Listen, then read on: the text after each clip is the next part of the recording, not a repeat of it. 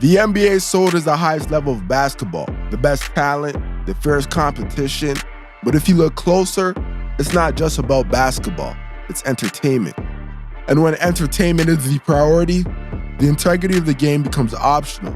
From stars landing in big markets to officiating that always seems perfectly timed, the league doesn't just tell stories, it creates them. Just look at the Mavericks. Luka Donaghy gets traded to the Lakers, no warning, a subpar return, and no draft pick. Then suddenly Dallas, with just 1.8% chance, lands the #1 pick in the draft. They win the draft lottery for the first time in franchise history. Just in time to grab Cooper Flag, the most hyped prospect in years. That's not just lucky, that's convenient. In this video, we're breaking down how the NBA protects its narratives through draft lotteries, officiating, and decisions that always seem to benefit the brand. Let's get into it. Before 1985, the NBA used a simple system to determine who got the #1 pick.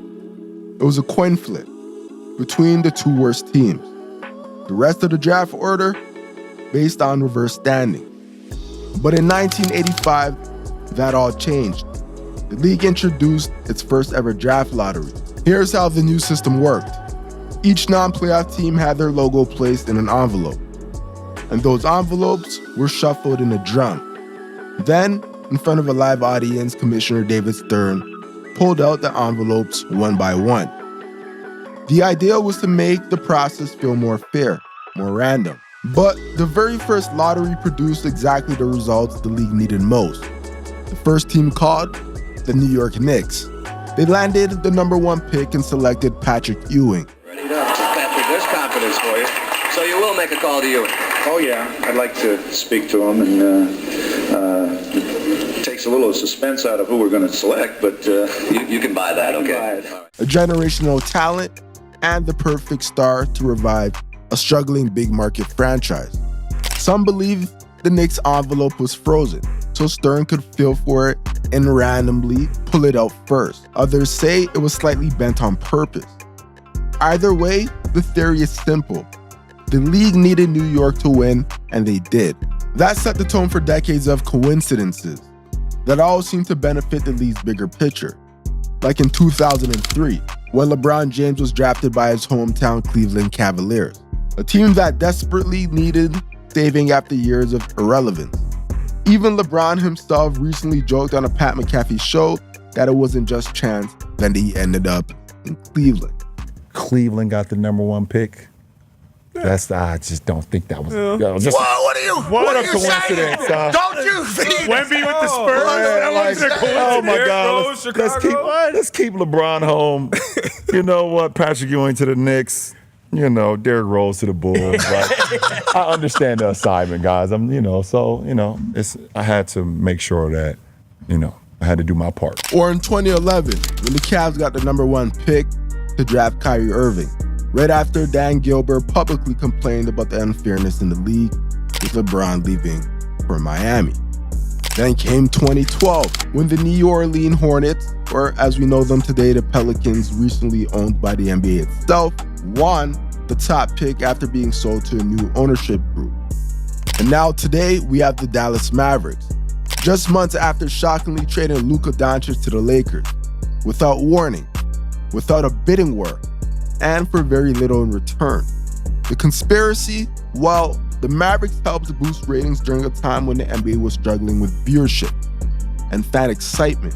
The Luka trade sent shockwaves across the league, reignited the Lakers brand, and got people talking about the NBA once again. Some believe the NBA quietly nudged the Mavericks to make the move, and in return, they were rewarded the #1 pick. What was once a conspiracy theory is starting to look more like a pattern. Too perfect, too convenient, too often. But the draft lottery isn't the only thing that raises eyebrows in the NBA. The way NBA games are officiated, that might be an even bigger smoking gun. Unlike other major sports, NBA referees have a wide range of discretion. There's no strict line of what's a foul or how much physicality is allowed. It's all subjective. And that's where things get murky. Officiating in the NBA feels inconsistent. One night, touching a player's jersey is a foul. The next, it's let him play. Sometimes officials even receive halftime feedback with league influence to rebalance a game that's getting out of hand. In other words, officiating isn't just reactive, it's curated. And when refs control pace, momentum, and foul disparities, they control the outcome. There are hundreds of moments in NBA history that make this impossible to ignore. One of the most infamous games in NBA history, Game 6 of the 2002 Western Conference Finals between the Lakers and Sacramento Kings. The Lakers shot 27 free throws in the fourth quarter alone, and multiple obvious fouls on the Kings weren't called, while ticky-tack fouls went against them. Former referee Tim Donaghy, who later served time for betting on games, publicly stated that the NBA wanted the Lakers in the finals, and the calls reflected that. Is it fixing games to say Yao Ming is traveling, call this on him? Yao Ming has set 5 screens that are illegal, call him on it. Is that considered fixing, rigging? Is that considered anything other than trying to get things right? Well, it's always, in my mind, they always did it to the team that was down in the series. They emphasized those calls. They didn't go emphasize those calls that were missed for that team that was ahead in the series. So in my mind, yes, they're manipulating the game. And it doesn't stop there. Because when the stakes are high and the league's biggest names are on the line, the calls tend to shift in suspiciously convenient ways. Case in point, the 2016 NBA Finals. In Game 4, Draymond Green was suspended for Game 5 after a minor incident with LeBron James. An incident where many felt LeBron baited Green to get a reaction.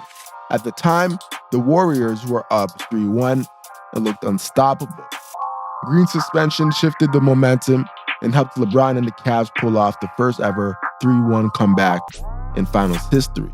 These aren't just bad calls, they're pattern moments where officiating helps steer the narrative the league needed.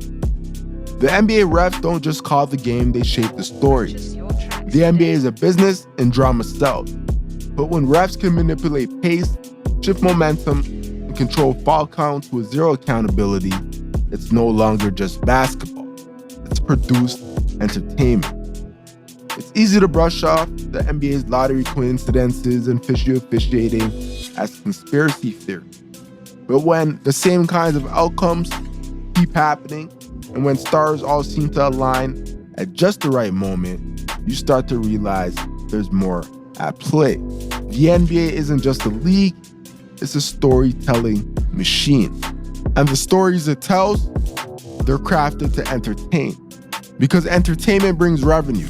That's why people believe the NBA pushes certain players to larger markets, because where the stars land affects who watches. This goes all the way back to the league's early days. For decades, stars were concentrated in big markets like New York, Boston, and LA because of those cities had the largest audience. And while social media has in some ways decentralized fan access, the NBA still makes decisions that maximize visibility and profit. Why? Well, because more views equals more money. More eyeballs means more leverage. The NBA can charge networks more for broadcast rights. It can demand higher rates from sponsors. It can justify premium pricing at the gate, in merchandise, and even in international deals. That's the business model. And it's why the league does everything in its power to drive narrative and hype. Just look at what happened in 2010 when LeBron James took his talents to South Beach. The league saw a massive ratings spike and a new villain storyline that carried the NBA's interest for years. Or in 2016, when Kevin Durant joined the 73-9 Warriors. The internet exploded. The NBA's global visibility surged, and finals viewership climbed. Want numbers? Well, look at the 2016 finals between LeBron and Curry, which drew over 31 million viewers. Compare that to 2007, when LeBron's Cavs faced the Spurs, a smaller market series that barely cleared 9 million viewers. Now, look at the Luka Doncic trade. Before it happened, people were calling the NBA season boring. Ratings were slipping. The buzz was gone. Then, Luka gets traded to the Lakers. Social media goes crazy. ESPN devotes entire days, more like weeks, talking about the trade. The ratings jump, and the Mavs somehow land the number 1 pick in the draft. Coincidence? I don't think so. Because the truth is, fairness doesn't sell. Drama does. And the NBA knows exactly how to deliver that. Be sure to like, subscribe, and comment. Let me know what you guys think about this video down below in the comment section. And until next time, I'm out.